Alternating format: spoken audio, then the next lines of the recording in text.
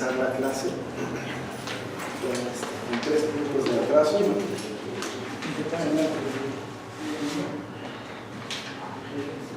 Pero ahorita se van sumando más clase. Pero vamos a comenzar. Oramos, ¿no? Señor, queremos pedir tu dirección en esta tarde, en esta noche, para que la reflexión de tu palabra, Señor, sea certera. No queremos, Señor, decir nada que no haya sido dicho por ti, inspirado por el Espíritu Santo. De tal manera, Señor, que lo que estudiamos hoy es conforme a nuestro carácter cristiano, nos haga entender, Señor, nuestros deberes cristianos y que podamos nosotros crecer, Señor, en gracia. Gracia, Padre, que no solamente tiene que ver con cosas agradables a nosotros, pero también tiene que ver, Señor, con exigencias a una vida de santidad. Entonces, Señor, a partir de este estudio, ayúdanos para comprender el valor de la familia cristiana en tu reino. Cuida de nosotros, de los hermanos que vienen en camino, de los que estamos aquí. Cuida de esta iglesia, Señor, que es tuya, que tú rescataste con la sangre de Cristo. Y ayúdanos, Señor, para no distraernos de las corrientes de este mundo. En el nombre de Jesús. Amén. Amén. Bien, vamos a abrir la Biblia en Efesios 5. Efesios 5.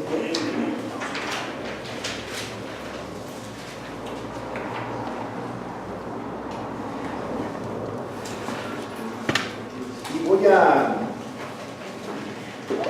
como no tuvimos clase la semana pasada, vamos a hacer una recapitulación muy rápida y vamos a leer desde el versículo 18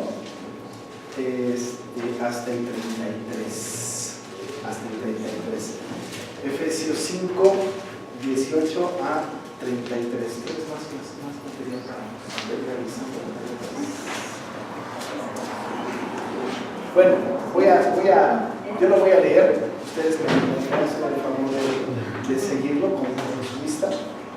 El texto dice: no os embriaguéis con vino, en lo cual hay disolución, antes bien ser llenos del Espíritu, hablando entre vosotros con salmos, con himnos y cánticos espirituales, cantando y alabando al Señor en vuestros corazones, dando siempre gracias por todo al Dios y Padre en el nombre de nuestro Señor Jesucristo. Someteos unos a otros en el temor de Dios. Las casadas estén sujetas a sus propios maridos como al Señor. Porque el marido es cabeza de la mujer, así como Cristo es cabeza de la iglesia, la cual es su cuerpo y él es su Salvador. Así que, como la iglesia está sujeta a Cristo, así también las casadas lo estén a sus maridos en todo. Maridos, amad a vuestras mujeres, así como Cristo amó a la iglesia y se entregó a sí mismo por ella, para santificarla, habiéndola purificado en el lavamiento del agua por la palabra, a fin de presentársela a sí mismo una iglesia gloriosa, que no tuviese mancha ni arruga ni cosa semejante, sino que fuese santa y sin mancha. Así también los maridos deben amar a sus mujeres como a sus mismos cuerpos. El que ama a su mujer, a sí mismo se ama. Porque nadie aborreció jamás a su propia carne, sino que la sustenta y la cuida, como también Cristo a la iglesia. Porque somos miembros de su cuerpo, de su carne y de sus huesos. Por esto, dejará el hombre a su padre y a su madre, y se unirá a su mujer, y los dos serán una sola carne. Grande es este misterio, mas yo digo esto respecto de Cristo y de la iglesia. Por lo demás, cada uno de vosotros ame también a su mujer como a sí mismo, y la mujer respete a su marido. Ya después, posteriormente, vamos a leer los textos del 6.1 hasta el 9 del 6, que tiene que ver con los hijos, que también va a ser un tema. Entonces, a partir de hoy, vamos a entrar en este asunto de las responsabilidades de la familia en el reino. Y no es así como que, ¿qué estudiaremos a partir del mes de noviembre? ¿No? Porque estamos estudiando Efesios desde marzo, entonces eso es lo que toca, eso es lo que corresponde en este estudio, y vale la pena que podamos concentrar nuestra atención en esto. Es importante para nosotros, muy importante, haber estudiado el contexto, no solamente el contexto inmediato anterior, pero el contexto de toda la carta. Y de hecho, desde el principio, esto no lo voy a hacer ahora, pero sí un poco más adelante, incluso aprendimos un poco el contexto geográfico e histórico y hablamos de los viajes misioneros y todo esto, si ustedes se acuerdan. Pronto lo vamos a recordar. No les voy a preguntar, pero lo vamos a recordar juntos los viajes misioneros para no no complicarles la existencia, ¿no? Pero estamos hablando pues de este texto de Efesios maravilloso, y quiero poner en antecedente dos conceptos que son importantes en este asunto. Un concepto muy importante que el apóstol Pablo ha estado hablando respecto de los Efesios, a los Efesios, tiene que ver con la iglesia. Es bien importante. Un tema muy general de la carta de Pablo a los Efesios es la iglesia, muy importante, en varios sentidos. Empezó hablando un poquito acerca de la teología de la iglesia desde antes de la fundación del mundo en el capítulo 1. En el capítulo 1 nos quedó muy claro el pasado, el presente y el futuro de la iglesia. Pero luego también habló acerca de la iglesia, pero ya de la iglesia conformada por personas. Y entonces habló de que las personas que conforman la iglesia son personas pecadoras. En el capítulo 2 vimos el pasado, el presente y el futuro del creyente. Cuando dice, Él nos dio vida a nosotros cuando estábamos muertos en nuestros delitos y pecados, etc. Y luego en el presente, que por gracia somos salvos por medio de la fe, etcétera, etcétera. Y también el tema de lo que vamos a heredar al final del tiempo. Así que entonces ha estado hablando de la iglesia, de la teología de la iglesia desde antes de la fundación del mundo. En el pensamiento de Dios no hay un momento histórico, no hay un tiempo, no hay un minuto, no hay un segundo, no hay 1000 años, no hay 10 horas. El Señor es atemporal y el Señor está desbordando a través de la escritura del apóstol Pablo su pensamiento respecto de su proyecto de iglesia. Entonces digo, antes de la fundación del mundo. Esto es, los creyentes se encajan perfectamente bien ahí. Antes estaban en una depravación terrible, luego los convirtió, los trajo de las tinieblas a su luz, por gracia fuimos salvos, éramos por naturaleza hijos de ira, pero Él con su gran amor con que nos amó, etcétera, nos conforma. Entonces vamos de lo general a lo particular, ¿no? De lo general esta es la iglesia en el pensamiento de Dios, luego esta es la iglesia conformada, es decir, los que son parte de la iglesia, y nos queda clarísimo, y gracias a Dios que es esta verdad, es que no hay ni una sola persona que conforme la iglesia que no tenga algo en común, que estaba muerto en sus delitos y pecados. Eso nos queda bien a todos, porque ninguno de los que estamos aquí pudiese decir, no, todos ustedes estaban muertos, eran pecadores, pero yo no.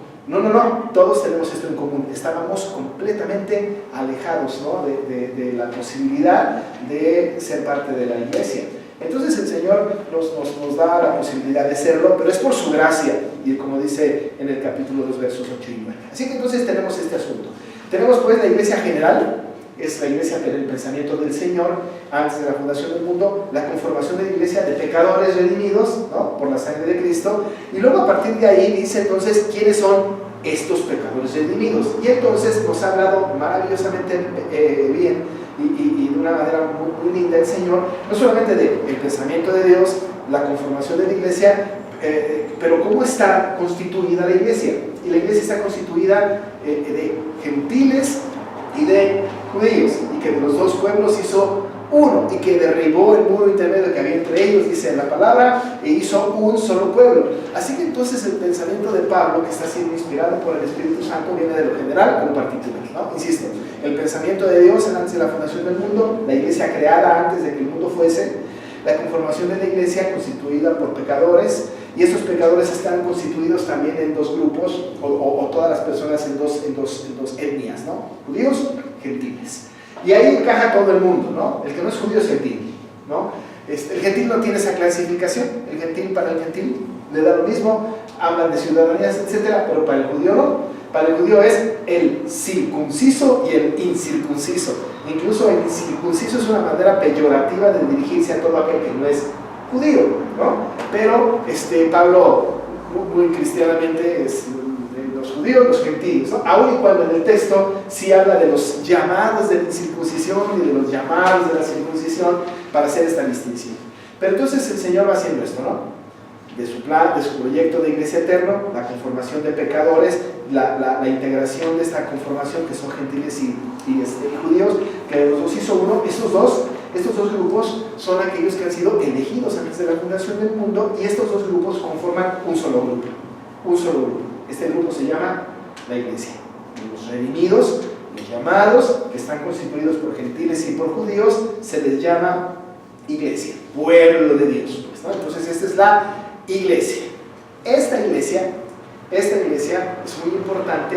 Esta iglesia no es una iglesia que esté conformada por una sola persona, porque una persona no hace iglesia, un creyente no hace iglesia. Lo que hace iglesia es la conformación de todos los creyentes, los que tienen un mismo pensamiento, un Señor, una fe, un bautismo, un Señor que es de todos, para todos y de todos, y que están unidos por ese mismo Espíritu, según consta en el capítulo 4 de este libro. Entonces, lo que hace que estos dos sean iglesia es la conformación, o es la idea central de que adoran al Señor y que coinciden en un Señor, una fe, un bautismo y un Dios de todos. Así que esta es la iglesia. A esta iglesia, a este grupo, les va a dar tareas, instrucciones, les va a dar dirección, les va a decir cómo deben de conducirse estos que son iglesia.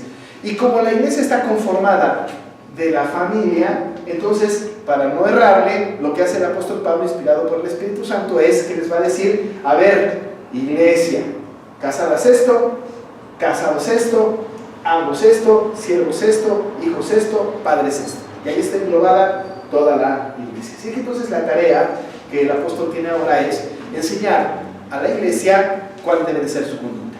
Y esto pues nos lleva a la segunda cosa que yo dije que eran dos. La primera es la conformación de la iglesia en la mente de Cristo. Está conformada de pecadores, judíos y gentiles. Estos están unidos en un mismo Señor, un bautismo. Los hace iglesia. Esta es la iglesia.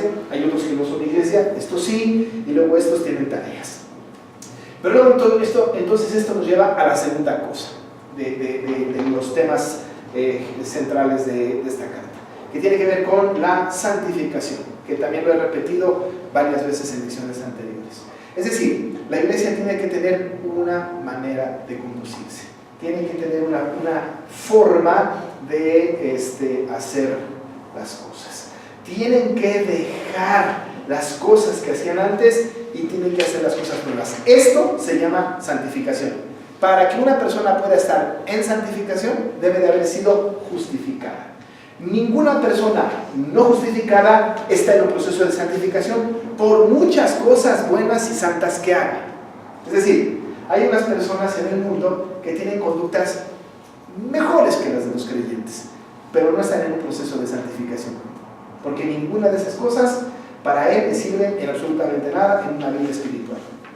Las personas no creyentes pueden hacer cosas que nosotros hacemos, buenas, lindas, agradables, ¿no? Moralmente aceptables, pero de ninguna manera les sirven para nada, a diferencia del creyente. El creyente ha sido regenerado por el Espíritu Santo, como dice el capítulo 2, nos dio vida cuando estábamos muertos en delitos y pecados, ¿no? Y por gracia fuimos salvos por medio de la fe, etcétera, etcétera. Y además tenemos la responsabilidad de anunciar y de predicar a través de nuestros dones para el perfeccionamiento de los santos y el extendimiento del reino de los cielos. Tenemos esta tarea. Así que entonces todas las cosas que nosotros hacemos, las obras que hacemos, los esfuerzos que hacemos, están enfocados a una vida de santidad, y entonces sí, estamos en santificación. Cuando cualquiera de nosotros lucha con un pecado, tiene una conducta aceptable, hace las cosas que a Dios le agradan, toma los sacramentos, escucha la palabra, hace oración, está en este camino de santificación sin lugar a dudas, sin lugar a dudas. Insisto, si una persona de la calle viene y no es justificada, toma la Santa Cena, ora y escucha la predicación, igual que nosotros, o nosotros estaríamos en plena acción de santificación, y el otro, nada, absolutamente nada. ¿Qué pasará? Que si el Espíritu no le llama, si el Espíritu no le toca, si el Señor no lo regenera, esas obras no le sirven absolutamente para nada. Por eso el apóstol habla con los efesios, acuérdense que son gentiles y judíos, y les dice cosas como: en cuanto a la pasada manera de vivir, como dice en el capítulo 4, verso 22, dice él, en cuanto a la pasada manera de vivir, dice: despojaos del viejo hombre que está viciado conforme a los deseos engañosos, dice, y renovaos en el espíritu de vuestra mente, y vestidos del nuevo hombre creado según Dios en la justicia y santidad, dice el apóstol de la verdad. ¿No? Y entonces ya dice: desechen la mentira, hablen verdad, etcétera, etcétera. Airaos, pero no pequéis, no se puede sobre vuestro enojo, ninguna palabra corrompida salga de vuestra boca. En fin, hay una serie de instrucciones. Pero ahora yendo de lo general a lo particular, nos está dando de la instrucción de la vida de santidad de la iglesia, cómo debe ser su vida santa. Llega al capítulo 5 y en el capítulo 5 les va a instar a andar como hijos de Dios. La semana antepasada, incluso va a decir en el capítulo 5, también afirmar que antes éramos tinieblas, en el verso 8, en otro tiempo éramos tinieblas, dice, mas ahora sois luz en el Señor, y otra vez la insistencia a la vida de santidad. Andad como hijos de luz, ¿no? Andad como hijos de luz. Ahí está. Pero luego llegamos al verso 18, el versículo 18 que estudiamos la semana antepasada. La semana pasada no tuvimos estudio porque estuvimos con el mes de la reforma, pero la semana antepasada empezamos con este tema del versículo 18. Lo que más llamó la atención la semana antepasada, y estoy haciendo un repaso rapidísimo de lo que hemos visto en 8 meses, pero la semana pasada estábamos hablando acerca de algo que llama la atención, que es la llenura del Espíritu Santo, porque dice el texto, no os embriaguéis con vino, en lo cual hay disolución, antes sed llenos del Espíritu Santo. Y sin que entremos en tanto detalle con este asunto que ya tratamos, hablamos acerca del asunto de ser lleno del Espíritu Santo, que no tiene que ver con manifestaciones espectaculares, no tiene que ver con caerse hacia atrás cuando alguien le empuje, no tiene que ver pues con soplos divinos, tiene que ver con actitudes del creyente. Una vida de santidad es una vida que está llena del Espíritu Santo, sin lugar a dudas. Y entonces habla de tres expresiones como un gerundio que decíamos la vez pasada, y hablábamos un poco gramaticalmente del asunto, de los gerundios, diciendo, hablando, cantando, dando siempre gracias y sometiendo, ¿no? Entonces esa es la actitud del creyente y esa es la manera en que se muestra la llenura del Espíritu Santo. Ahora, una cosa importante que no dije la vez antepasada es hablar entre nosotros con salmos, cantar cantos espirituales, alabar al Señor en sus corazones, dar siempre gracias al Señor y someternos los unos a los otros. Hacer esto no nos llena del Espíritu Santo. Esto es resultado de la llenura del Espíritu Santo. No sé si lo explico. Sí, diría uno, es que la manera que tenemos que hacer para ser llenos del Espíritu Santo es hablar entre nosotros con salmos. Esto lo puede hacer una persona no regenerada. Hablar entre nosotros con himnos y con cánticos espirituales. Esto lo puede hacer una persona no regenerada. Cantar y alabar al Señor en nuestros corazones. Bueno, quizá más o menos alguien puede medio engañarnos con esto, ¿no? Dar siempre gracias también lo puede hacer una persona no regenerada. Y someternos los unos a los otros también lo puede hacer una persona no regenerada. Por lo tanto, no es cierto que ser lleno del Espíritu Santo es hacer esto. No lo es. Es resultado de la llenura del Espíritu Santo. Esto es. Porque estoy lleno del Espíritu Santo, así me conduzco. Porque estoy lleno del Espíritu Santo, porque he determinado que el Espíritu Santo, o he decidido, bueno, no he decidido, sino que he sido consciente de que el Espíritu Santo muere en mi corazón, por lo tanto, hago esto. Canto, alabo, me someto, doy gracias, resultado de esto. No para adquirirlo, sino como resultado. Eso quería yo que quedara muy claro. Pero entonces sigue hablando el apóstol acerca de qué actitudes tiene o qué papel juegan los creyentes llenos del Espíritu Santo. Un creyente que tiene el Espíritu Santo de Dios, así se debe conducir. Hablando, cantando, alabando, ¿no? Dando gracias, sometiéndose. Pero además va a empezar a dar justo explicación a cada sector de la familia, porque ustedes saben que no solamente el núcleo de la sociedad es la familia, pero el núcleo de la iglesia es la familia, ¿no? Es decir, la familia es fundamental, es vital la familia. El inicio de la iglesia es la familia. De hecho, la primera iglesia cristiana que existió en la faz de la tierra fue Adán y Eva, ¿no? Adán y Eva fueron la primera iglesia.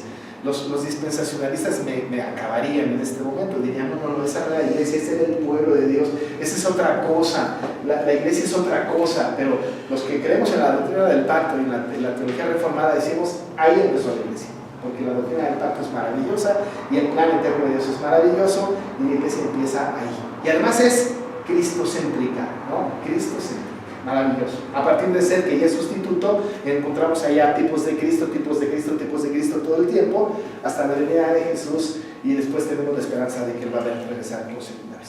Pero entonces ahí está, esa es la iglesia, y la familia es fundamental, y la familia es el centro, es el núcleo de esta iglesia, que estuvo en el pensamiento de Dios, que está conformada de pecadores, que está constituida de judíos y gentiles, que están unidos por el mismo espíritu, que tienen dones también, que hicieron morir lo terrenal en ellos, etc.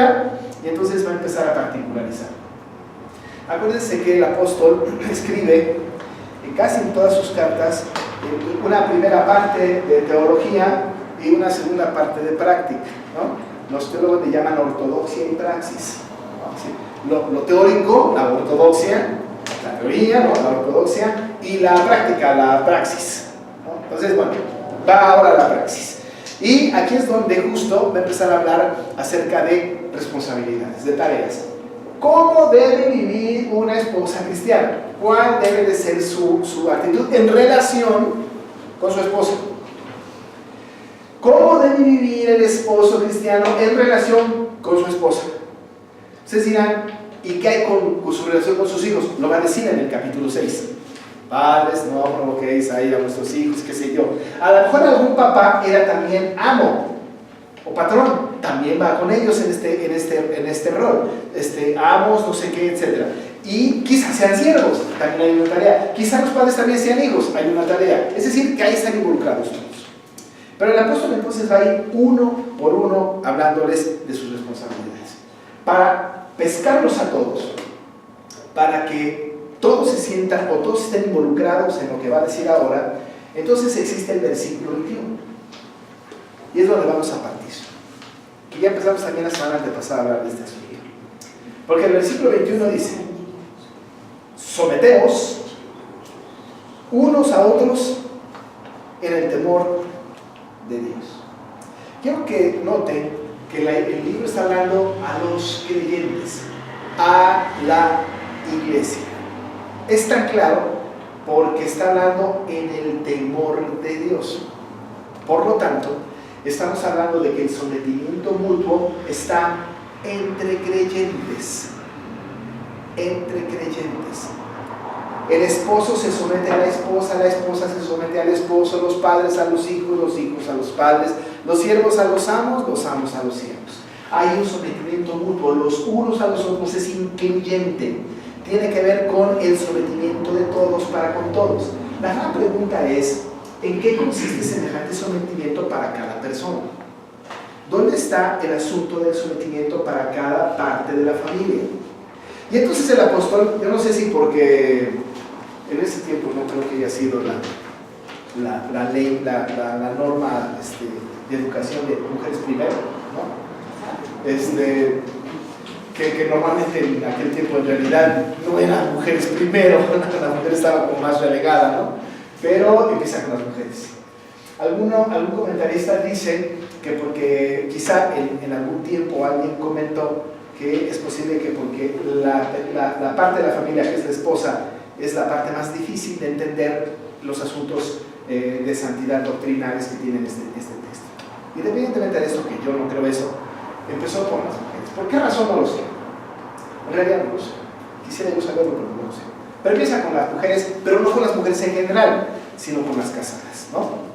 No está el apóstol hablando de todas las mujeres, sino de las casadas. Este texto que está aquí no tiene que ver con las solteras, no con las señoritas, no con las viudas, no con las divorciadas, no, está hablándole a las casadas. Y lo deja clarísimo: las casadas, ¿no? Dice las casadas. De tal manera que ahora, entonces, el mensaje que el apóstol tiene para este sector de la familia es hacia las casadas. No hacia las mujeres, sí hacia las casadas.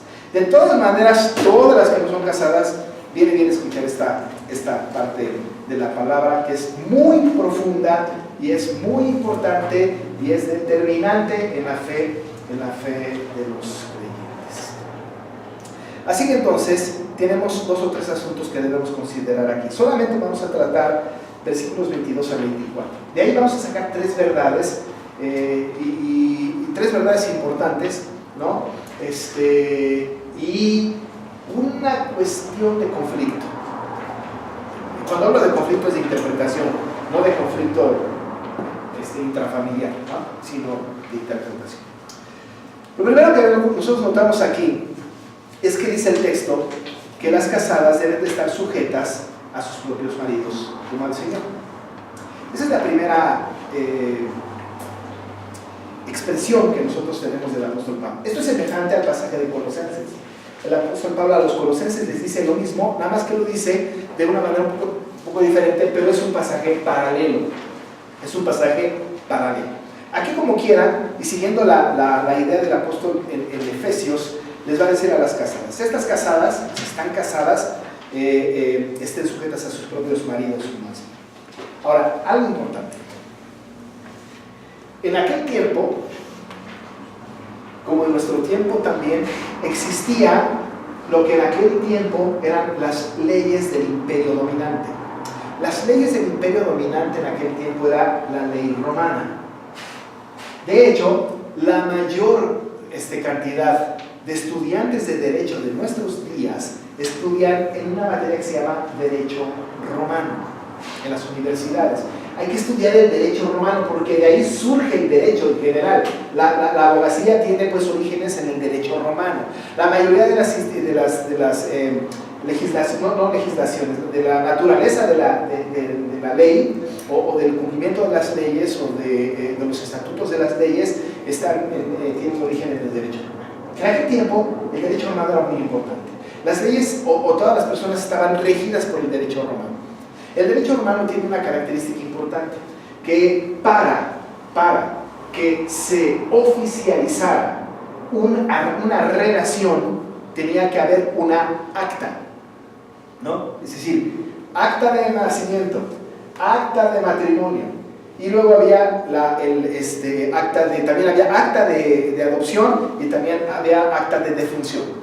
Había como 3 o 4 actas determinantes: cuando uno nace, cuando uno se casa y cuando uno se muere. En medio había otras posibilidades como la adopción, como algunas otras cosas, pero por lo menos 3 importantes: naces, te casas, te mueres, ¿no? Acta de nacimiento, acta de matrimonio, acta de defunción. Eran como obligatorias, lo cual nos dice a nosotros que el asunto del matrimonio era un asunto muy importante y que tenía que ser legal. No existía en aquel tiempo la unión libre. No existía. Y el apóstol Pablo parece ser, y la Biblia parece decir, o dice más bien, que la única manera posible para que 2 personas puedan unirse en matrimonio es a través de una institución creada por el Señor que legalice el matrimonio. No entraremos en detalles. Hay comunidades en donde quizá no haya un registro civil, ¿no? Pero hay una autoridad local. Y entonces se tiene que hacer esto, de tal forma que el apóstol, cuando habla de casadas, está dando por sentado que han cumplido el ritual civil de estar, ¿no? Debidamente casados con una acta. Y sabemos que el apóstol conoce el tema de las actas, porque incluso cuando habla a los colosenses en el capítulo 2 acerca de Jesús, dice: anulando el acta de los decretos que había contra nosotros, sino que nos era contraria, quitándola del medio y clavándola en la cruz. Actas existían, estamos diciendo. Así que tenemos aquí un asunto importantísimo, ¿no? De que el matrimonio, las casadas y desde luego también los casados, los hombres, tienen que estar debidamente enlazados por las autoridades civiles correspondientes, ¿no? Cuando nosotros casamos a alguien o les ayudamos a casarse dentro de la iglesia, una de las cosas imprescindibles es: tráeme tu acta de matrimonio. No me traes tu acta de matrimonio, no te puedo casar, ¿no? Tráeme el acta. Y entonces con esa acta podemos oficiar una boda religiosa, que por cierto, lo voy a decir al final de esta sección, en otro jueves, la boda religiosa es absolutamente necesaria a los que somos creyentes en el Señor, ¿no? Pero eso vamos a hacerlo más acá. Así que entonces tenemos esta primera instancia, ¿no? Las casadas es porque tienen un documento, ¿no? Dice que las casadas estén sujetas a sus propios maridos. La segunda consideración importante en este texto es que de ninguna manera el apóstol Pablo no está pensando en la posibilidad de que haya un varón con otro varón, una mujer con otra mujer, ¿no? Es casadas, maridos. ¿Sí? Destruye por completo el tema de la identidad de géneros y de los matrimonios igualitarios, etcétera, etcétera. Esto lo rompe por completo. Dice: casadas sujetas a sus propios maridos. Si hubiese dicho casadas estén sujetas a sus propias parejas, Entonces quedaría como la posibilidad de que bíblicamente está autorizado el asunto. Pero habla de casadas, maridos. Y luego dice maridos y a sus mujeres. Maridos, amad, ¿no? Va a decirlo más adelante, a vuestras mujeres en el 25. Queda clarísimo. La relación matrimonial es entre dos personas de sexos distintos. Entonces se empieza con este asunto, pero luego entonces se mete en temas teológicos. Porque dice, casadas estén sujetas a sus propios maridos como al Señor, ¿no? Vamos a establecer un punto importante en este asunto. El versículo 21 habló de someteros los unos a los otros en el temor del Señor. Hay algunas versiones que no tienen la palabra sujetas a las mujeres, sino que dicen las casadas a sus propios maridos como al Señor, pero toman pues como punto de referencia el sometimiento. De todas maneras, no hay manera de escaparse. El sujetarse está implícito en el texto. Pero aquí el texto entonces dice que las casadas deben de estar sujetas a sus propios maridos. Propios maridos. Propios maridos. No dice que la casada tiene que estar sujeta a su hermano, no dice que la casada tiene que estar sujeta a su papá, y no dice que la casada tiene que estar sujeta a ningún otro varón. La sujeción bíblica, la que manda la palabra, es una sujeción al marido. Punto. No hay manera otra de darle la vuelta, ¿no? Una mujer se casó, tiene su esposo, la obligación cristiana, el deber cristiano es sujetarse a su marido. Quizá lo que entonces está en juego ahora, en este tiempo más que nunca, es ¿qué es esto de sujeto? ¿Qué es esto de estarse sujeta a su marido? Es que yo debo obedecer ciegamente a mi esposo. Es que tengo que hacer todo lo que me dice, sea lo que sea. Tengo que estar sin consideración alguna, sin que yo no tenga ninguna manera de pensar. Yo voy a hacer todo lo que mi marido diga. Habría que estudiar el texto para descubrir esa verdad. Primera cosa en ese sentido. Porque la pregunta es, ¿tengo que estar sujeta en obediencia ciega y absoluta? Entonces hay que estudiar el texto. Lo primero que dice es, sí, tienes que estar sujeta, pero tienes que estar sujeta a tu esposo, a tu propio marido. Dice, como al Señor. Las casadas estén sujetas a sus propios maridos como al Señor. ¿Y cómo es esto? Ahora, la pregunta que nos une a nosotros y es importante aclarar es, la sujeción al Señor es de las esposas, debe de ser una sujeción ciega y absoluta. ¿Ustedes entienden? Sí, claro. Sí, claro. No solamente de las esposas, de los esposos, de los hijos, de los siervos, de los amos, de todo el mundo, ¿no? Es decir, que nosotros tenemos una obligación de sujetarnos a Cristo ciegamente. ¿Hay alguna cosa que le debemos decir a Cristo? Mira, Señor, tú me estás mandando algo en contra de toda la lógica, en esto yo creo que no te voy a obedecer. ¿Eso podemos decirle a Cristo? No. ¿Le podemos decir esto al Señor? No. Es que yo tengo que sujetarme a Cristo y soy esclavo de Cristo, ¿no es cierto? Las esposas, hermanas, son esclavas de Cristo. A lo mejor alguna dice, no, eso no me gusta, esclava, no viene conmigo, ya se acabó la época de la esclavitud. Pero no hay cosa más linda que ser esclava de Cristo. No hay cosa más preciosa que ser esclavo de Cristo. Todos somos esclavos de Cristo, somos siervos de Cristo. Nos ha comprado por precio, como en la época aquella, y por eso la palabra redención tiene un sentido muy importante. En aquella época la venta de los esclavos tenía que ver con esto. Si yo quiero comprar un esclavo, lo redimo de su dueño, ¿no? Y lo compro para mí, y ahora dejar de ser esclavo de él para ser esclavo mío. Ese es un acto de redención. En la época de la esclavitud eso sucedía. Bueno, pues cuando Cristo con su sangre me compró, me alejó de la esclavitud del pecado y me trajo a la esclavitud de Cristo, ¿no? Eso es precioso, ¿no? Ahora, cuando nosotros hablamos de la dependencia, de la sujeción de las casadas a sus maridos, dice la Biblia como al Señor. La pregunta entonces que se ha visto alrededor de este asunto es, entonces yo me tengo que sujetar, la esposa dice, como a Cristo, ¿significa que así como soy esclava de Cristo, tengo que ser esclava de mi marido? La respuesta es que no. La respuesta es que no. No. Esa no es la cuestión. No tiene que ser así. Aun y cuando algunos han dicho que la esposa tiene que ser casi esclava del marido, ¿no? No es así. No es así. ¿Qué es lo que entonces el texto dice? Bueno, lo que no significa, porque yo apunté aquí algo, lo que no significa: casadas, sométanse a sus propios maridos exactamente de la misma forma en que se someten al Señor. Eso no significa. ¿Pero qué sí significa? Dice esta redacción: sométanse a sus propios maridos, porque esto es parte de su deber para con el Señor, porque esto es una expresión de sumisión al Señor. Ahora, déjenme explicar esto. Y eso lo he dicho en muchos lugares, en campamentos, en retiros, en reuniones matrimoniales. De todas maneras nadie me hace caso, pero yo siempre lo digo. Las casadas tienen que estar sujetas a sus maridos, no porque el marido se lo merezca. Deben de estar sujetas a sus maridos porque se los pide el Señor. Y punto. Es suficiente. Es suficiente. ¿Y por qué me tengo que sujetar a mi esposo, Señor? Porque te lo estoy ordenando yo. Y si eres mi esclava, tienes que hacer lo que yo te pido. ¿Me explico? Es decir, ¿por qué me he de sujetar a mi marido si no lo merece? Te vas a sujetar a tu marido no porque lo merezca o no lo merezca, te vas a sujetar a tu marido porque te lo pide Dios. Y por eso, entonces, te sujetas a tu marido.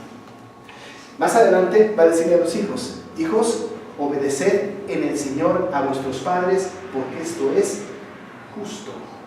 Es que mi papá no se lo merece. Se lo merezca o no, lo tienes que hacer porque esto es justo, y es justo lo que Dios pide que tú hagas, merezca o no merezca tu obediencia. Ahora, la esposa, ¿no?, tiene que sujetarse al esposo, aunque no se lo merezca. Yo he escuchado personas decirme: no, es que no conoce a mi marido, es que no lo conoce, es un patán. Aquí en la iglesia tiene una cara, pero deje que nada más vean en la semana, un patán. De veras me han dicho así. Es de lo peor. No lo viera su lenguaje cuando va manejando, ¿no? Y cuando se enoja conmigo, con los hijos, no, aquí nos trata cariñosísimamente, pero en casa es un enojón, es un gritón. O sea, he escuchado esto. Y todavía usted me está pidiendo que yo me sujete a mi marido. Sí, pero no te vas a sujetar a él por lo que él es, o por lo que merezca o no, sino porque quien te lo pide es el Rey de Reyes y Señor de Señores. Y a quien tenemos que honrar es al Señor.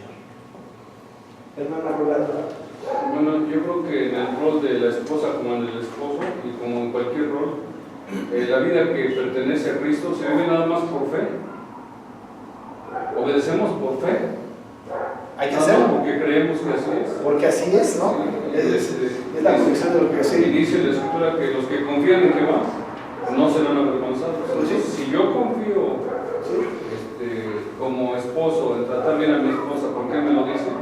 Aunque mi esposa sea celosina o sea o sea quien sea, yo debo de hacer lo que Dios me dice y Él no me va a avergonzar, Él va a actuar también en ella. Lo mismo que la esposa, en mí, en cualquiera. Sí. Pero aquí hay un punto importante, ¿no? Es que es el tema de romper paradigmas, ¿no? Paradigmas creados por el hombre, ¿no? Sí, claro, por supuesto, hay una orden de sujeción, pero la orden de sujeción tiene que ver con una obediencia, sí, absoluta al Señor. Y si el Señor me lo está pidiendo, yo me voy a sujetar. Se lo merezca o no se lo merezca. Alguien me dijo: pero pastor, si mi marido no es creyente, también. El apóstol Pedro dijo que si estás casada con una persona no creyente, tu conducta casta y respetuosa puede traerlo a salvación. Tiene que haber una conducta también, claro, se lo merezca uno. Ahora, voy a decir un poquito más adelante en dónde no, porque hay una condición. Porque acuérdense, no están sujetas a sus maridos exactamente como al Señor. Al Señor son esclavas de Cristo, no son esclavas de sus maridos. No lo son. Pero se van a sujetar a ellos porque el Señor lo pide. Nada más. Solo por eso, ¿no? Esa es la primera instancia importante que tiene este maravilloso texto, ¿no? Casadas, tienen que estar casadas por la ley vigente en nuestro país, ¿no? Es decir, no se vale la unión libre, Hay alguien que me dijo por ahí, pastor, pero ya una persona que se juntó con otra persona, ya están casadas, ya déjenlas así, no, que se casen por la ley civil. Deben de hacerlo exactamente como debe ser, ¿no? Y luego yo insistiré toda la vida en la única autoridad de la boda por la iglesia. También es ya luego lo voy a explicar por qué, ¿no? Entonces, casadas, tiene que haber un asunto civil importante, ¿no? Y además, a sus propios maridos, hay mujer, hombre, no es mujer, hombre, es los dos sexos, ¿no? Tiene que ser a sus propios maridos, no a otros, ¿no?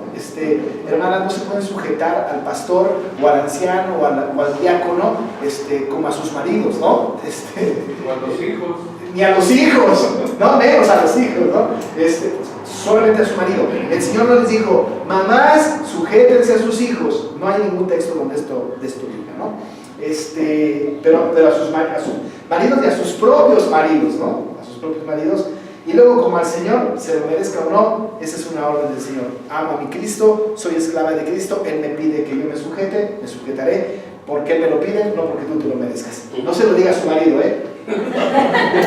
Tampoco se lo vaya a decir al marido, no le vaya a decir, mira, yo me voy a sujetar a ti, porque el Señor me lo pide, porque tú no te lo mereces para nada, no se lo diga. Eso sería irrespetable. Lo pueden pensar, pero en última instancia estaría bien. Me sujeto porque Dios me lo pide. Si no va a pensar a que sujetas porque te puedo dominar. Eso sí. No, pero la segunda parte, me sujeto porque el Señor me lo pide, no porque te lo merezcas. Eso ya, esa parte ya calienta, dirían los chavos, ¿no? Ya. Pero luego vienen, hermanos, otros dos motivos secundarios que son preciosos, teológicamente profundos y que quiero tratar con toda calma. Porque normalmente, cuando se habla del matrimonio, tristemente, se tocan temas moralistas, ¿no? Humanistas, moralistas, se habla del matrimonio y los 20 pasos para hacer a tu esposo feliz, ¿no? O las 5 maneras de que tu esposa no sé qué, ¿no? Y entonces las predicaciones que he escuchado del matrimonio tienen que ver con háblale todos los días 2 veces, en la mañana y en la tarde, dale un beso cuando te levantes, regálale chocolates. Eso moralista a mí me choca muchísimo. Yo digo, esto no es la teología del matrimonio, no lo es. ¿Que son cosas lindas? Sí. ¿Que son necesarias para sazonar la relación? Sí. Llámele 1, 2, 3 veces las que quieran, no me importa, pero no es la esencia del evangelio, no es la teología del matrimonio. De tal manera que no podemos convertir una plática matrimonial en consejitos morales, ¿no? De conductas lindas, ¿no? Póngase un perfume rico, no sé cómo, espérelo con una cena en la casa, qué sé yo. Eso no me importa. Háganlo como quieran, cada uno de ustedes sabe. Pero lo que a mí más me interesa es la teología del matrimonio, la teología de la vida matrimonial, la responsabilidad de las casadas ante los ojos de Dios y de los hombres ante los ojos de Dios, ¿no? Así que entonces entramos a una parte que tiene que ver con la teología del matrimonio. Vamos a ver 2 cosas y espero que las alcancemos a ver, porque yo pensé, hoy vemos las casadas y el próximo jueves los casados.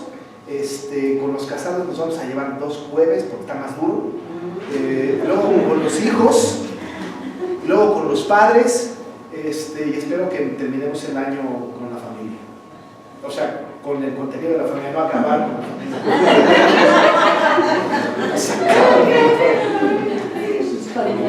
2 motivos, 2 cosas.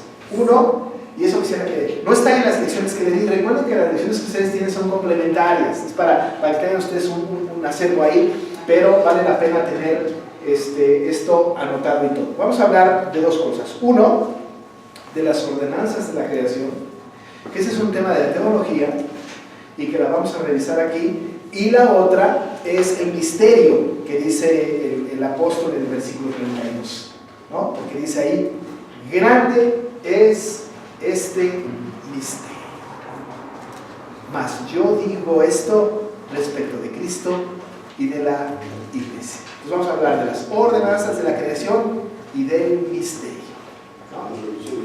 Y justo es donde vamos a entrar en los detalles más profundos al respecto de este asunto. Vamos a definir primero qué significa el tema de las ordenanzas de la creación y dónde hay un concepto en la Biblia que nos dirija y remita a este asunto de las ordenanzas de la creación.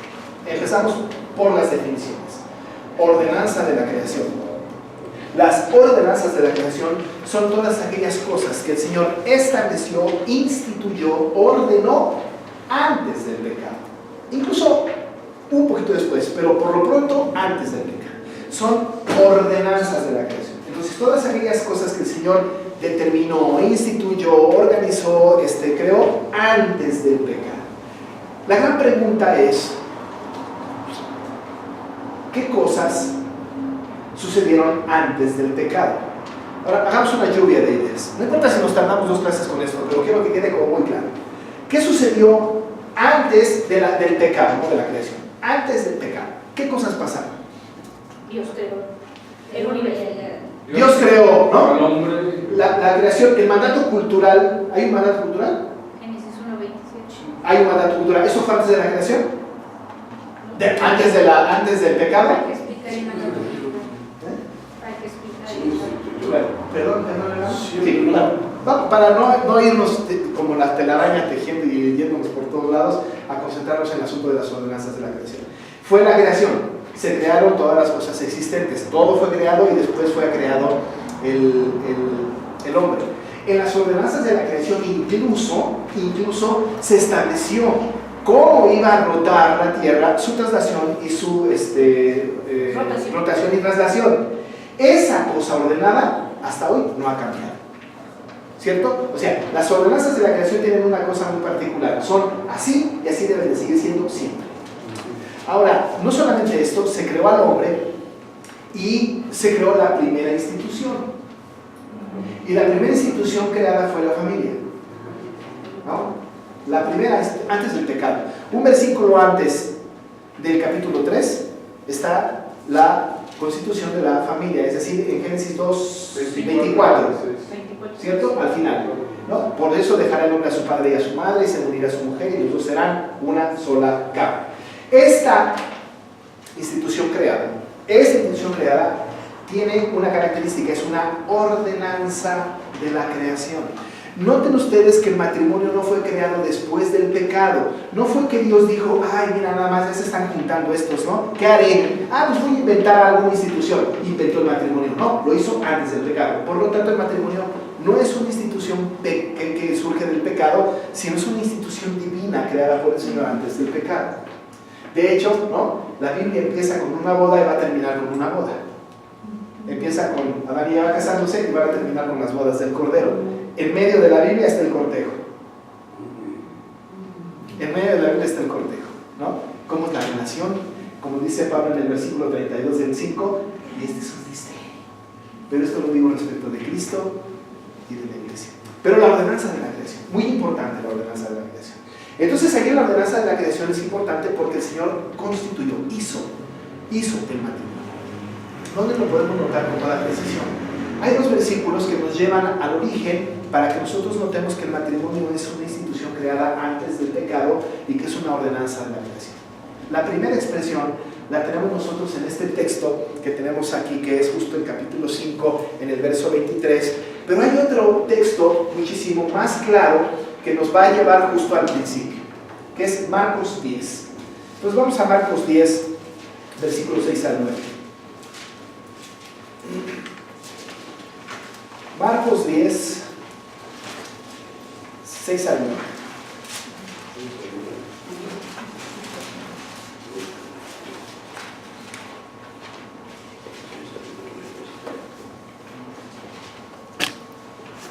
Déjenme ponerles un contexto.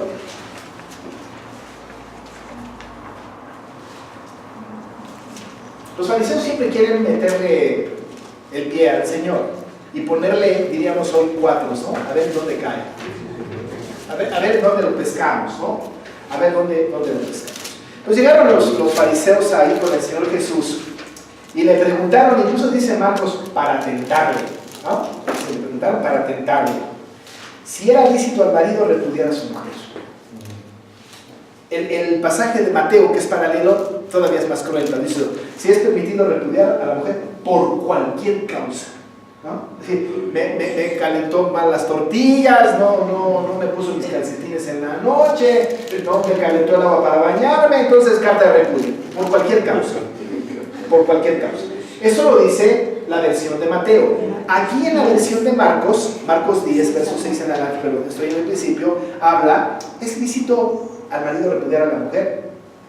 Y entonces dice el Señor, ¿qué les mandó Moisés? Ellos dijeron, Moisés permitió dar carta de repudio, de divorcio y repudiarla, ¿no? Y entonces dice Jesús, les dijo, por la dureza de su corazón les escribió este mandamiento. Pero, verso 6, al principio, dice la palabra, pero al principio, dice Mateo, al principio no fue así, pero Marcos va más allá, ¿no? ¿Cuál principio? De la creación. Al principio de la creación, dice Marcos, ¿no? Bueno, Jesús dijo, Marcos está citando a Jesús, ¿no? Pero al principio de la creación, varón y hembra los hizo Dios. Por esto, dejará el hombre a su padre y a su madre y servirá a su mujer, y los dos serán una sola carne. Al principio. ¿Cómo sabemos que el matrimonio es una ordenanza de la creación? Porque Pablo, Marcos, Jesús mismo remite el matrimonio al principio. Y no solamente es al principio, si leyéramos Mateo 19, nada más dice al principio no fue así. Y entonces pudiésemos decir al principio del matrimonio, al principio de la ley romana, al principio de la iglesia, al principio de qué. Pero no, lo que hace Marcos es que hace redondo el conocimiento y nos dice al principio de la creación. Ahí tenemos entonces la primera mención del matrimonio como ordenanza de la creación. Queda clarísimo. Ahora, ¿a quién le afecta la ordenanza de la creación? ¿Solo a los creyentes? La respuesta es no, a todo el mundo. Todo el mundo se tiene que casar. Todo el mundo está, el matrimonio está instituido para creyentes o no creyentes. Por eso, en todos lados del mundo se casan. Hoy día estamos con un atentado fuerte en contra del matrimonio. Hoy ya no se quieren casar. Ya la gente no se quiere casar. Y si se casan muy tarde. Y primero vamos a vivir juntos, a ver si resulta, si no resulta nos separamos, qué sé yo. Pero por lo pronto vamos a ver el intento. Pero ya no se quieren casar. Ahora, tenemos que insistir que se deben de casar. Hay que casarse, ¿no? Y ahora, este domingo que viene, voy a predicar acerca de los solteros. Y por ahí vamos a tener una sorpresa porque en 1 Corintios capítulo 7, lo que voy a predicar el próximo domingo, yo voy a decir, si no tienes el don de la continencia, soltero, mejor casar. ¿No? Cásate. ¿Tienes el don de la continencia? Sí, perfecto. ¿Tienes el don? Mantente soltero toda la vida. ¿No tienes el don? ¿No tienes ese don de la continencia? Cásate. Porque si no tienes ese don, entonces tu soltería es pecaminosa. Mejor que te cases que es mejor casarse que andarse ardiendo. Ya voy a explicar ese asunto, pero no es el tema. Pero nosotros sabemos pues que la ordenanza de la creación tiene que ver, o el matrimonio es una ordenanza de la creación, ¿no? Esa es la primera instancia, la primera referencia. Pero la segunda referencia la tenemos en el texto que tenemos enfrente. ¿En dónde? Verso 23 del capítulo 5 de Efesios. Y lo tenemos en la primera frase. Porque el marido es cabeza de la mujer. Ahí está. Los estudiosos de la teología del Nuevo Testamento, y a mí me parece, después de que yo lo estudié mucho, hace mucho tiempo, finalmente pude asimilarlo, porque yo soy lento de aprendizaje, tengo que pasar muchas horas para entender, ¿no? Pero dice el texto, ¿no? El marido es cabeza de la mujer. Esto tiene que ver con las ordenanzas o con la ordenanza de la creación. El marido es cabeza de la mujer, nos remite justo al inicio de todas las cosas. ¿Dónde lo vemos en el Antiguo Testamento? ¿Dónde lo vemos al inicio de la familia? ¿Dónde está más claro? Una vez que el Señor creó a Adán, ¿no? En Adán, que fue el primer ser creado, hombre, ¿no? En Adán estaba intrínsecamente la mujer. Ahora voy a explicar esto de intrínsecamente. Dentro de Adán estaba la mujer. Y no estoy hablando de esquizofrenia, doble personalidad, no. Estoy hablando de que dentro, o doble identidad, o alter ego, o lo que ustedes quieran. No. Estamos hablando de que cuando el Señor creó a Adán, dentro de la mujer, dentro de Adán estaba Eva. No podemos nosotros pensar que el Señor hizo dos creaciones. Primero creó al hombre y luego creó a la mujer. En Adán estaba ya intrínsecamente la mujer. Por eso la Biblia dice, varón y hembra los creó. Cuando esto sucede, ¿no? Del único que hizo del polvo un ser, ¿no? Sí, porque dice la palabra que tomó del polvo e hizo, y sopló aliento de vida, fue sobre Adán. ¿Hay algún lugar en donde diga que eso hizo con Eva? No. Estaba dentro de Adán. Muy particularmente en su costilla. Cuando se dio cuenta de que el hombre no encontraba ayuda idónea, ¿no? Entonces hizo entrar a Adán en un sueño profundo, saca su costilla, ¿no? Y de su costilla entonces sale Eva. Por eso cuando Eva aparece ante los ojos de Adán, ¿no? Lo que sí es cierto es que Eva no viene como producto de un embarazo de alguien, ¿no es cierto? Eso viene de la costilla de Adán. Cuando Adán se da cuenta de Eva, dice, ¡wow! ¿No? La expresión es esta, ¿no? Esta es carne de mi carne y hueso de mis huesos y será llamada varona porque del varón fue tomada. Así que entonces no hay dos creaciones, hay una creación, el hombre, y del hombre viene la mujer, que viene a ser parte del hombre integral como ayuda idónea. A partir de este momento se empieza a percibir con toda claridad que el hombre tiene una cierta responsabilidad superior, para llamarla superior, que la mujer. Este tipo de plática, por supuesto, chocaría con una feminista, ¿no es cierto? Con aquellas defensoras, no, nosotros igualdad y no sé cuánto. Pero la Biblia no habla de feminismo. Pero entonces surge del hombre. Pero la serpiente astuta, ¿no? Engaña a la mujer, ¿no? Y peca, y hace pecar al hombre, que también tiene su responsabilidad, no digo que no. Y entonces entra el pecado. Pero viene una sentencia. Y vamos a ver lo que dice Génesis 3:16. Pastor, también Dios hace un pacto, pero lo hace con el hombre, no lo hace con la mujer. Sí. Y en realidad el pacto lo va confirmando con Abraham, con Moisés, ¿no? Claro, sí, claro, con el hombre. Génesis 3:16. Acuérdense que ya en el Génesis 2:24 empezó con el asunto del matrimonio, pero luego viene la desobediencia del hombre. Están las cosas ahí como que muy tensas, ¿no? Y en el versículo 16 le dice a la mujer el Señor.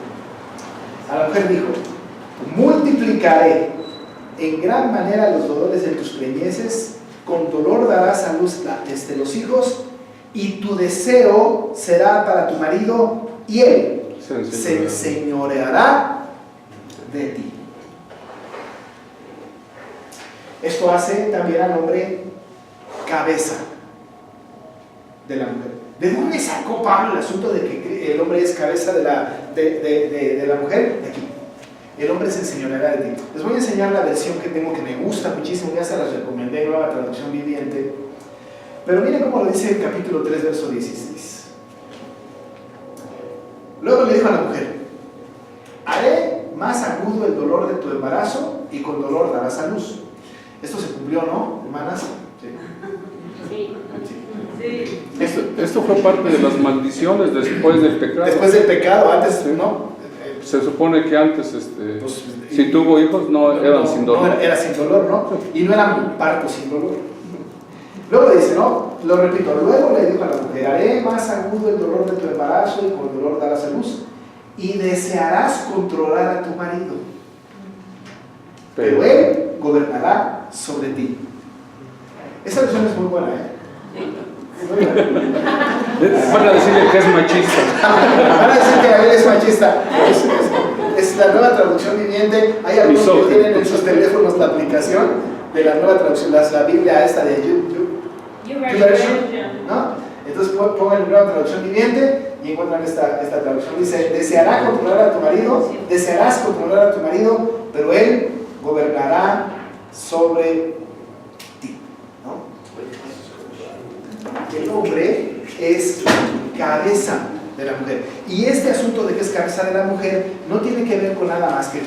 es una ordenanza de la creación. No es un asunto que el apóstol Pablo esté en ese momento empezando a determinar o a decir, ¿saben qué? A partir de este momento yo, Pablo, les digo que así va a ser. No, él nos remite a las ordenanzas de la creación, nos lleva a las ordenanzas de la creación, nos pone en esa perspectiva al principio. Marcos ya vimos que el Señor Jesús dijo al principio de la creación, de tal manera que nosotros encontramos la razón de ser del matrimonio, encontramos la razón de ser de la sujeción de la esposa, no en un asunto trivial o un asunto momentáneo del pensamiento del apóstol, sino desde el principio de la creación. El esposo se enseñoreará de ti, gobernará sobre ti. Esto, insisto, puede ser que a algunas hermanas no les guste, ¿no? O a algunas mujeres no les sea muy agradable. ¿Por qué? Porque justamente este asunto de sobre mí nadie, ¿no? Somos mujeres y tenemos todos los derechos, y no estamos hablando incluso aquí de derechos o de privilegios o de posibilidades de desarrollo. Estamos hablando del papel de la esposa cristiana para con su esposo. Una mujer cristiana entendida del Evangelio entiende que se tiene que sujetar a su esposo, se lo merezca o no, porque el Señor se lo pide. Entiende que el Señor le puso al varón para enseñorearse sobre la mujer, para gobernar sobre su esposa, le guste o no. Aquí todavía no termina el asunto. Si yo terminara el tema aquí, sería cruel para ustedes. Tenemos que seguir, porque si no, sería bastante feo, ¿no? Pero la Biblia, gracias a Dios, dice más cosas, ¿no? Dice más Pastor, cosas. esta parte sí es romántica. ¿Cuál? Lo que hizo el Señor al formar a Agar, y luego a nosotras sacarnos de esa parte. Eso es romantísimo. Eso está bonito. Es muy padre. Ahora, para los críticos, hay una corriente de alta crítica hoy día, muy fuerte, ¿no? La alta crítica habla acerca de dos creaciones. Y hablan de que Génesis 1 es una creación y Génesis 2 es otra creación. Para salvar esta situación, porque incluso aquellos de la alta crítica quieren que las mujeres sean pastoras. Pero si seguimos en esta línea de que no se puede ella enseñorear del marido, sino al contrario, el marido se enseñorea, rompe por completo la posibilidad de que la mujer sea pastora, por ejemplo, o anciana de iglesia, ¿no? Justo entonces esta idea es muy preciosa porque nos ubica justo en el papel en el que debemos de estar y nos habla de esa maravillosa creación. Los críticos de la alta crítica dicen, no es cierto, esto es una alegoría, no sucedió así, es una alegoría. Es una mitología. Es una mitología, es una historia contada por Moisés para medio poner en orden las cosas, pero no, si la Biblia dice que del polvo se hizo el hombre y que de la costilla del hombre salió la mujer, eso pasó sin lugar a dudas.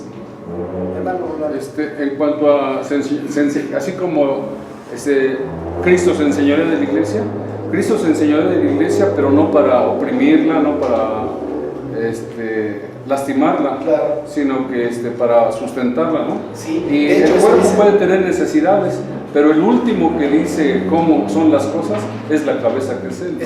Y yo me imagino que en el matrimonio, desde el punto de vista de decisiones, es bueno que el hombre tome al último la decisión, nada más que hay veces que hay mujeres que son más listas que el hombre, y entonces ahí es donde las cosas se racionalizan y ya venimos al problema. Pero una mujer que deja que su esposo tome la decisión hace que el hombre crezca, hace que el hombre vaya para adelante, hace que él tome decisiones y aprenda su papel de lo que para el Señor le llamó. Aunque también es importante escuchar a la esposa, ¿verdad? Es importante saber qué opinas, que al fin vas en la decisión final, pero y eso de someter los unos a los otros es perfecto en este contexto, ¿no?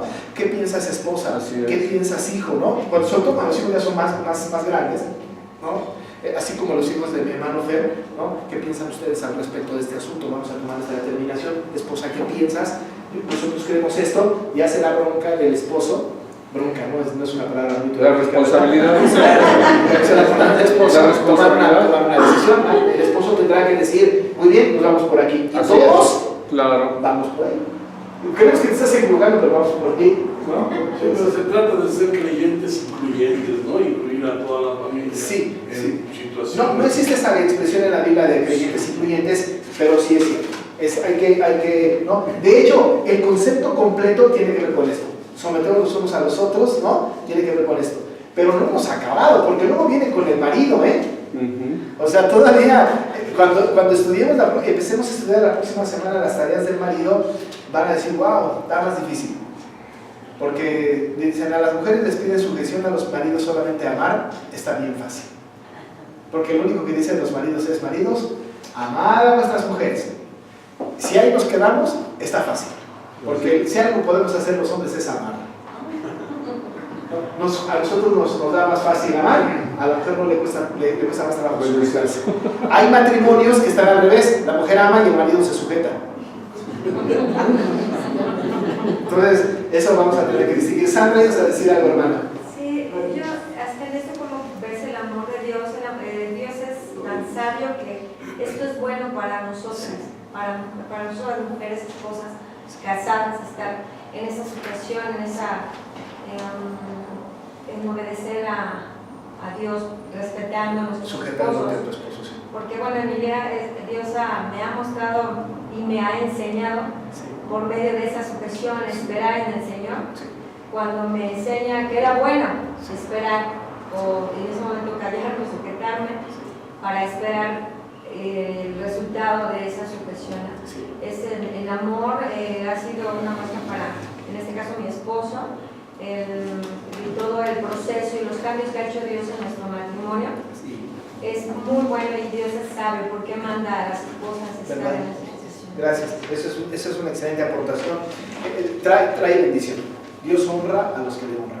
Cuando obedecemos al Señor, hay honra de parte del Señor hacia nosotros también, nos da bendición y nos va dando la posibilidad de percibir que la obediencia a Él, sujetándote a tu esposo, ha traído o trae frutos buenos, ¿no? A pesar de que puede ser que muchas veces, algunas o muchas, el marido haya tomado decisiones incorrectas, pero este no es el tema, ¿no? Ese no es, aun y cuando esto pasa, el Señor endereza, ¿no? Él endereza, ¿no? El camino, pero el Señor es maravillosamente bueno cuando hay obediencia.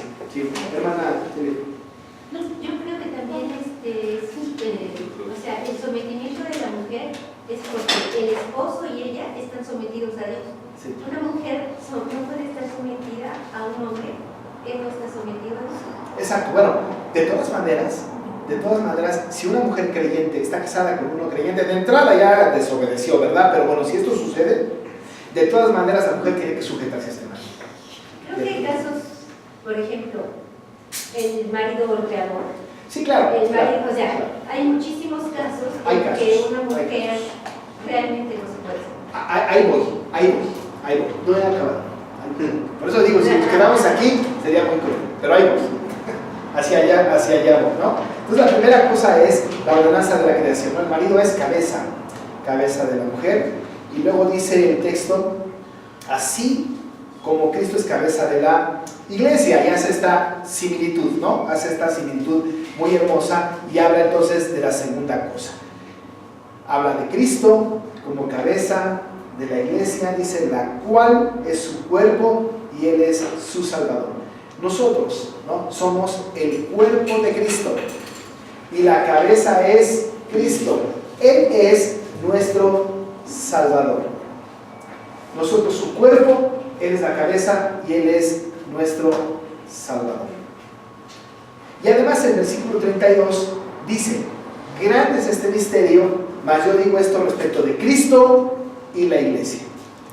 En este otro sentido, hermanas y hermanos, la esposa, insisto, tiene que estar sujeta a su esposo porque lo pide el Señor, es una orden del Señor, ¿no? Y tiene que ser así.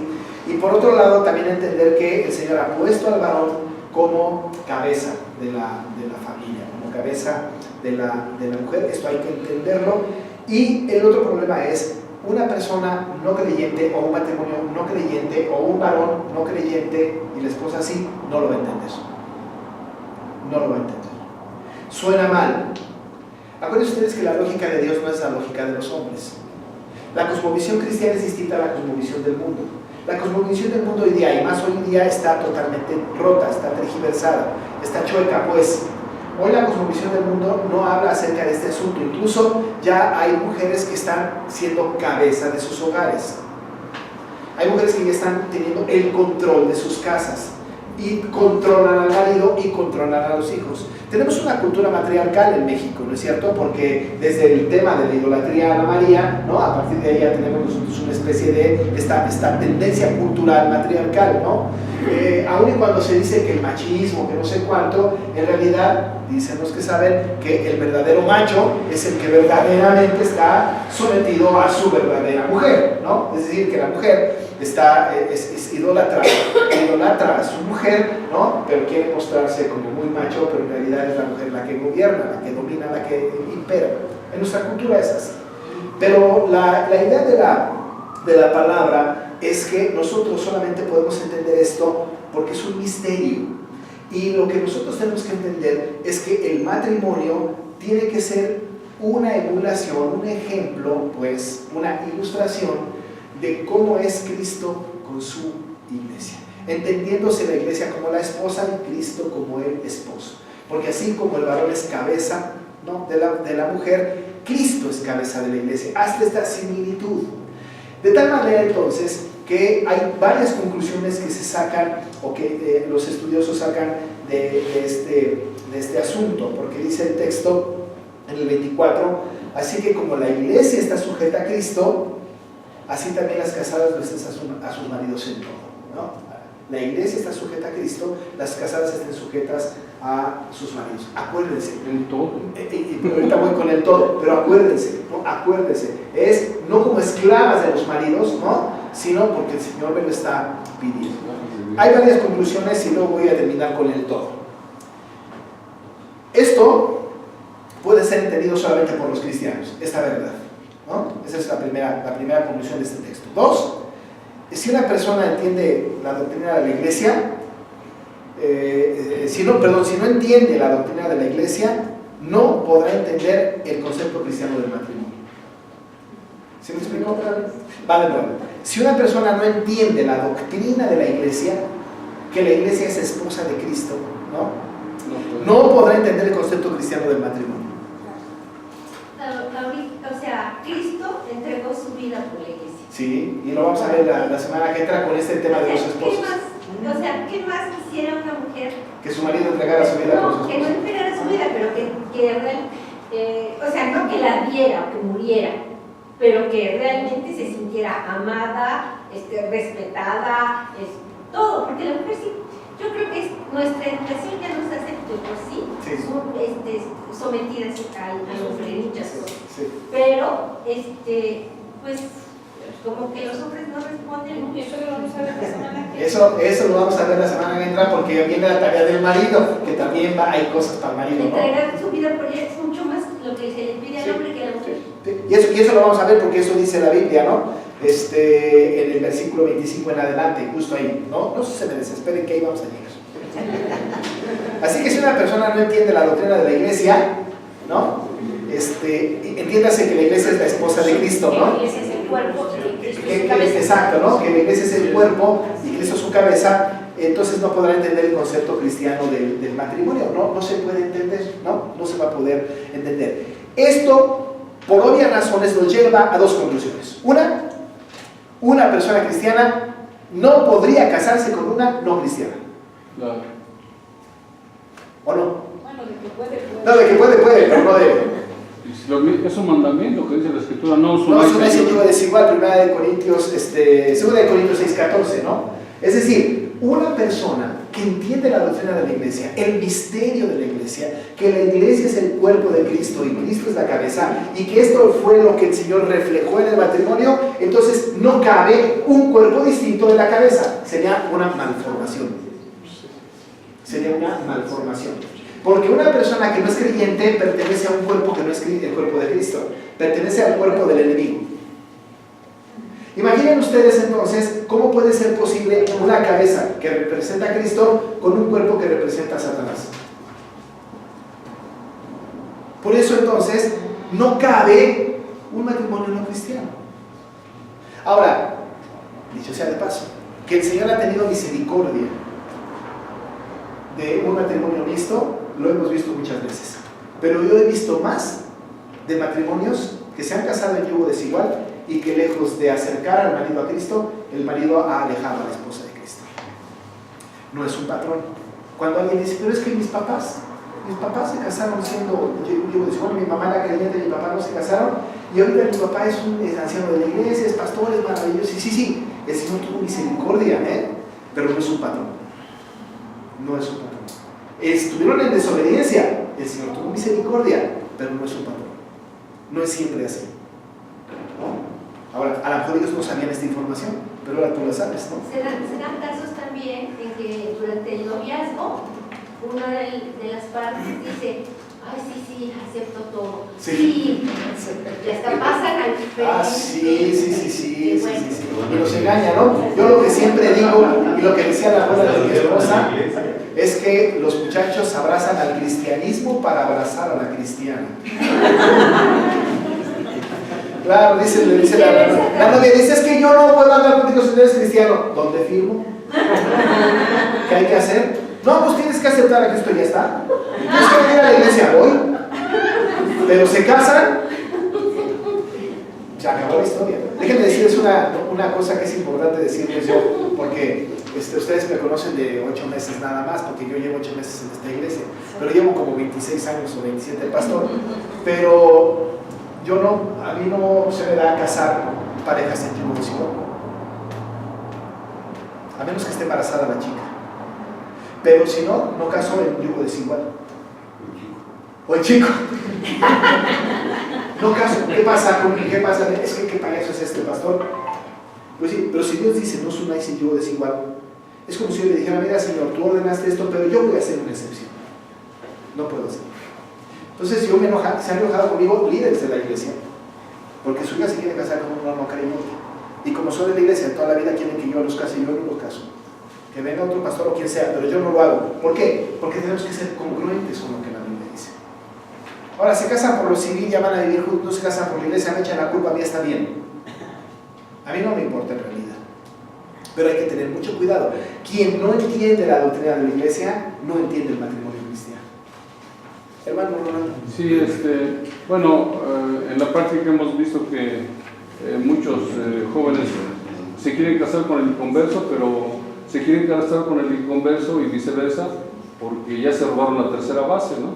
Sí, una torta o algo así, ¿no? Ya tienen relaciones y ¿qué se puede hacer ahí? Sí. La muchacha ya se entregó por completo a él y él está en la disposición de casar. ¿Qué se puede hacer? No, yo a veces he concedido, pero muy excepcionalmente.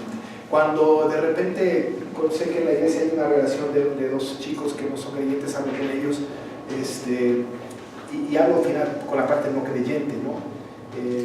Es muy difícil, porque son necios, están tan involucrados ya, que es muy difícil. Y quién sabe si se va a lograr este asunto, quitar, ¿no? Pero el mandato cultural, el mandato, la ordenanza de la creación es matrimonio, y está ordenado para todas las personas creyentes o no creyentes. Yo digo, cásense. Ahora, yo no los voy a casar, pero cásense.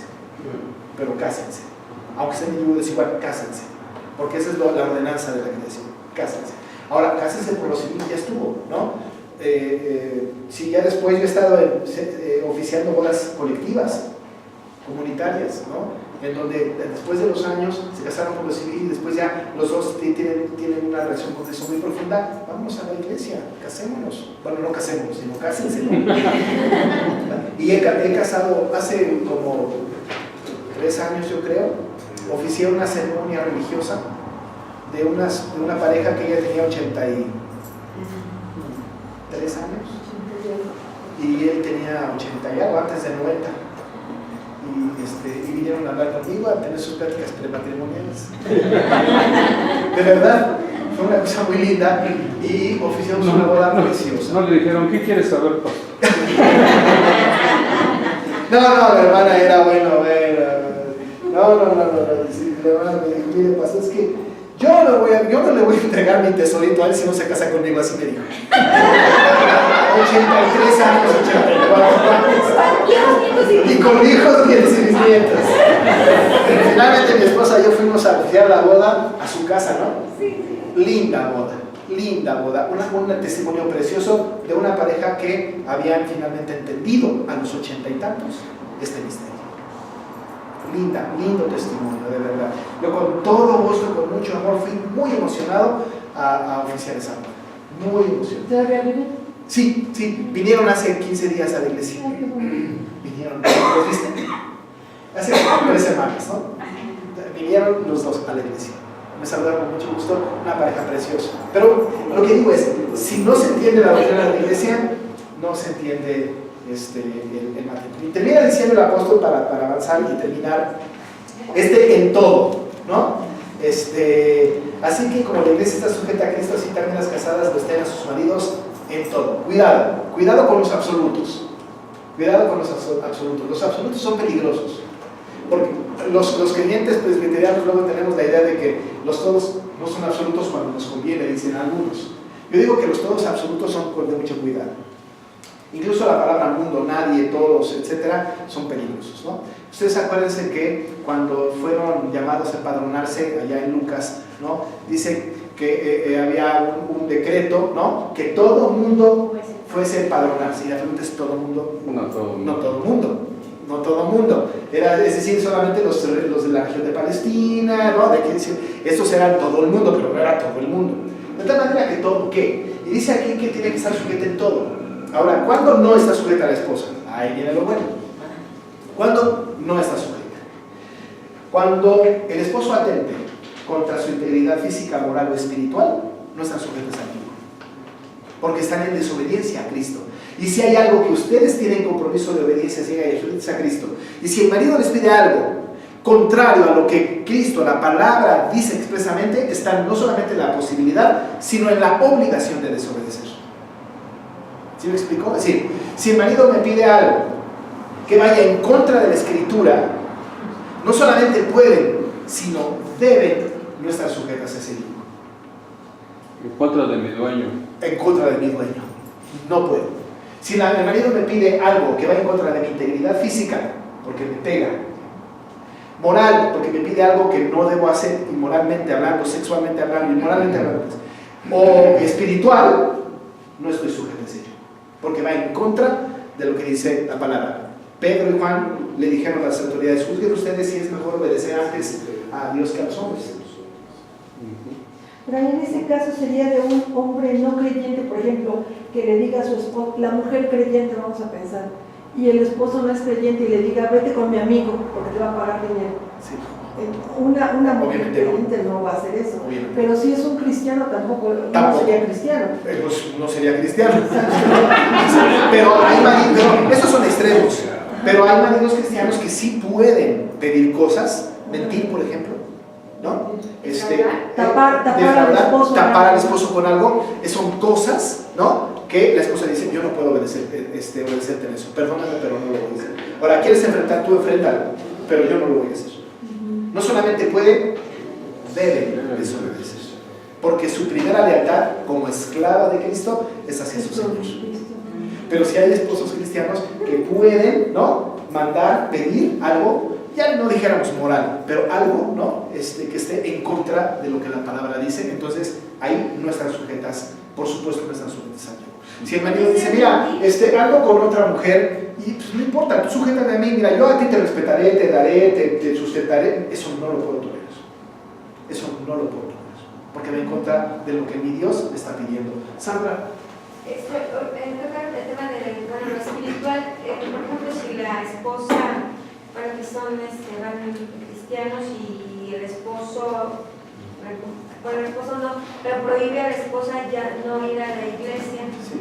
Ok, ese es otro tema interesante. Acuérdate que la iglesia no es el lugar físico, ¿no? Esto no es la iglesia, es la comunión de los santos. La iglesia está conformada de todos los que tenemos una declaración del señorío de Cristo en nuestra vida, ¿no? No es la iglesia. Así, quizás lo que tú me quieres decir es: si el esposo me prohíbe ir al templo, ¿no? Ajá. Al edificio, o estar en el ministerio. A un ministerio, una reunión, etc. Okay. Eso es un poco diferente. Cuando hablo acerca de atentar contra mi integridad espiritual, es que me prohíba, por ejemplo, orar, o me prohíba creer en Cristo. Creer en la palabra. Eso no lo puedo hacer. O leer la Biblia, eso no lo puedo hacer. Ahora, si el marido me dice: oye, no quiero que vayas al templo porque quiero que me acompañes al partido de fútbol de no sé qué, no sé cuánto, no me parece mal acompañarme. No me parece. ¿Mande? No, bueno, lo que quiero decir con esto es lo que dice Pedro, la conducta casta y respetuosa, ¿no? Cuando eres afable con tu marido, cuando dices, está bien, me voy a sujetar a ti, me voy a hacer esto, y está bien, lo voy a hacer, ¿no? Yo conozco mujeres muy testarudas que por encima del marido, que el marido dice, no quiero que vayas porque quiero que me acompañes, y ella ha dicho que no, se ha recrudecido tanto el asunto que ahora hay una separación inminente. Lejos de conseguir la armonía y que el marido venga a Cristo, más bien se consigue lo contrario. Entre los testigos de Jehová se da eso. Sí. Si tu marido no te deja venir aquí, déjalo. Déjalo. Eso no dice la Biblia. Ahora, si el marido, gracias a Dios que no es tu caso, ni el de ninguna de ustedes, supongo, yo quiero creer, ¿no? Pero si el marido de una creyente le dice, mira, ¿sabes qué? Yo quiero que los domingos nos vayamos a comer con mis papás, viven en Toluca y nos vamos a ir todo el domingo para Toluca, nos vamos a Toluca. Pero no me puedes impedir orar, leer la Biblia, no me puedes obligar a no creer en Cristo, y no me puedes obligar a no seguir hablando de Cristo a mis hijos, ni a ti, etc. Eso no te voy a obedecer en eso.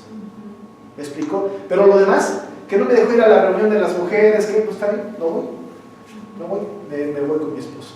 A mí me han dicho, ¿qué hago, pastor? Vete con tu esposo. Mi esposo quiere que vayamos a la primera comunión de la Iglesia Católica de no sé qué, acompañar. Nada más no te persines, no te hinques, no hagas rituales, ¿no? Pero acompañar, ¿no? Porque de esta manera es posible que por el testimonio de la esposa y la confrontación con la palabra constante, y viendo esta conducta casta y respetuosa, el marido diga, mira más, ¿verdad? Y se haga algo para esto. Yuri. Entonces, la sujeción hacia un esposo es primero, ante lo que dice la palabra, de que uno debe congregarse. Sí, bueno, dice la Biblia, ¿no? No dejen de congregarse como algunos tienen por costumbre. El asunto es ese, ¿no? No dejar de congregarse. Sin embargo, otra vez insisto en el tema del concepto de la iglesia, ¿no? La iglesia no está conformada por, este edificio pues no es la iglesia, ¿no? La iglesia es la comunión de los santos, y podemos estar en contacto con ellos y en algunos momentos reunirnos con ellos, etcétera, pero no tiene que ser un asunto para desobedecer al esposo, ¿no? Sí. Son matices distintos. Por otro lado, cada matrimonio es distinto, ¿no es cierto? O sea, las esposas saben, ¿no?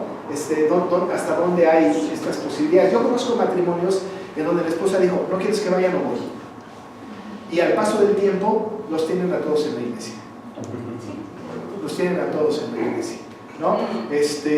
Ha habido también veces en que la esposa dice, aunque tú no quieras, lo siento, pero yo me voy a la iglesia, y se va, y ha habido matrimonios destrozados, rotos, acabados. Invierten las prioridades, ¿no? Invierten las prioridades. Hay que tener mucho cuidado con esto.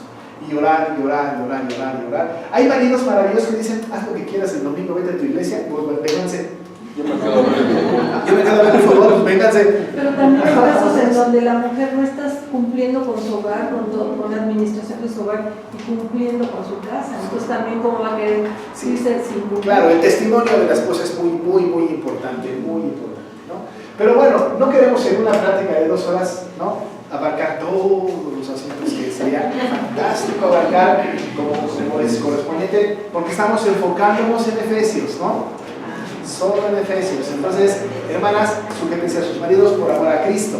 Pero el próximo jueves, maridos, amad a vuestras mujeres, así como Cristo amó a su iglesia y se entregó a sí mismo por ella para santificarla. Vamos a entrar en ese tema. Así es que, varones, vengan el próximo jueves. Mujeres, alégrense de lo que vamos a hablar. Inviten a más varones, ¿no? Ya son las 9:30. A lo mejor el próximo jueves no puedo venir. ¿Por qué? Sí, nomás. Qué casualidad. Qué conveniente. Vamos a ver. Bienvenida a los que no habían venido antes, a los que vienen por primera vez. Sean ustedes bienvenidos. Ya Salvador ya tiene como 4 jueves que vienen, ¿no? Algo así. No. 2. Tercero, ¿no? Elías sí, ¿no? Es la primera vez que viene los jueves, está viniendo a la iglesia. Bienvenido, hermano. Bienvenido, hermano Julio Axel. Bienvenido, Sí, estrellita, ¿no? Estrellita. Muy bienvenido también. Bien sometido, ¿no? Y todos los demás ya son como de hermana Angie. bienvenida. Hay que cerrar todos los jueves temprano, ¿no? Exacto, ¿no? Y Edgar y Sandra, me encanta verlos otra vez aquí. Y a Clau, que a veces sí, a veces no, pero también está aquí. Para los que quieran, tenemos lecciones. Si hay alguien que les falte lecciones anteriores, me dicen y se les mando por correo todas. Creo que hermana Iria, le mandé todas ya, ¿verdad? Sí, yo las tengo todas, pero bueno, ahora ya tengo donde imprimir, pero no las... ¿No las he impreso? No, no las he impreso. Si quieres se las imprimimos, le dice a Clau, y la que hagan falta las imprimimos. Bueno, vamos a orar, ¿no? Vamos a orar para acabar. Padre, muchas gracias por este tiempo de reflexión, por estos temas, Señor, que son no solamente interesantes, pero necesarios para nuestra santificación, para poder saber y lo que quieres de nosotros. Señor, ayuda a nuestras hermanas, esposas, para que puedan entender lo precioso que es, lo valioso que es obedecerte en tu precepto bíblico. Y permite, Padre, que esta sujeción hacia sus esposos sea una sujeción voluntaria, pero además en amor, entendiendo que eres tú quien se los pide y por tanto amor que te tienen a ti, lo hacen gustosas. Cuida de mis hermanas y de las familias de la iglesia, en el nombre de Jesús. Amén.